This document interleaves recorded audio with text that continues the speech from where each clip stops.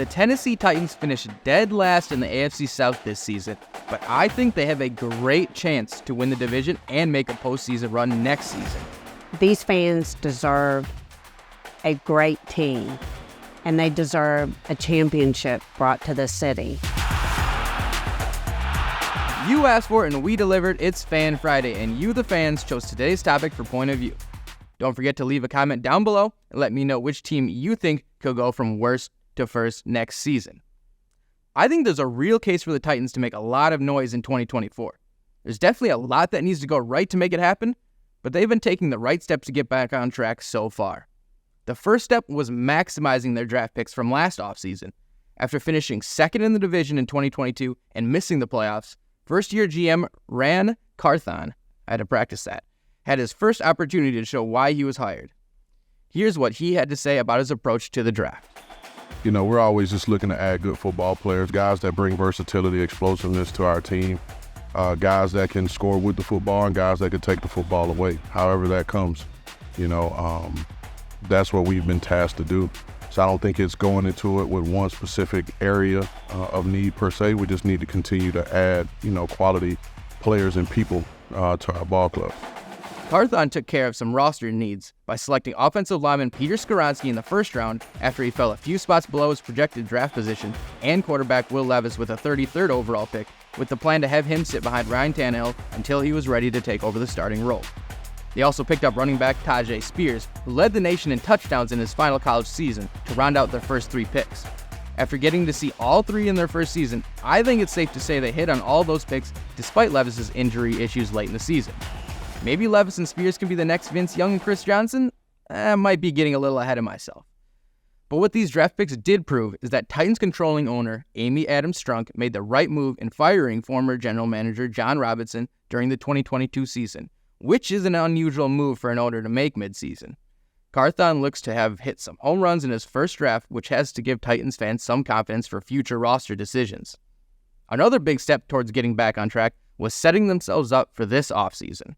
It was fairly clear that the Titans wouldn't be able to compete with the best of the best in 2023, especially with Tannehill leading the charge. Hitting on last year's picks made it more clear what needs they have this offseason and gave them a plan of attack.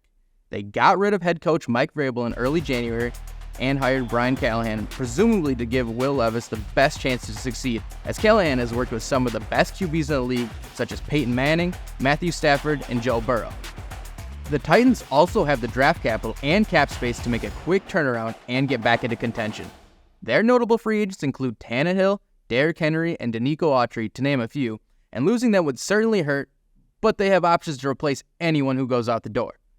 Before we get into that, let's take a look at the results from this week's poll question. We appreciate all who participated. Back to the Titans. They hold the 7th overall pick in this year's draft and another pick early in the second round.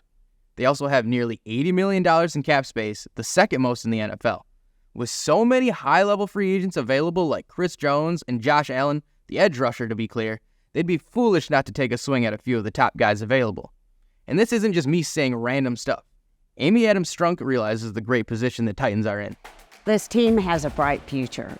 We have Ran. We have a promising young quarterback. I mean, the sky's the limit. We've got cap space. We've got a great draft position. Things are bright for the Titans. I'm really very, very optimistic, and I'd like to thank the fans for hanging with us this year. Our season was unacceptable, but we're going to get there.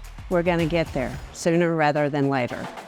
Now picture this. It's August, the weather is perfect, and preseason football is just getting underway. Tennessee has second-year QB Will Levis under center, who looked pretty darn good in his 9 starts last season, by the way. An offensive line anchored around Skoronski, Spears ready to take the lead in the backfield, and a defense revamped by top free agents. Not to mention a new coach and some rookies to get excited about. If you're a Titans fan with that situation and you don't get your hopes up, I'd question your fandom. Nothing is guaranteed, but from what I've seen from the Titans in the last year and a half, I'll take my chances.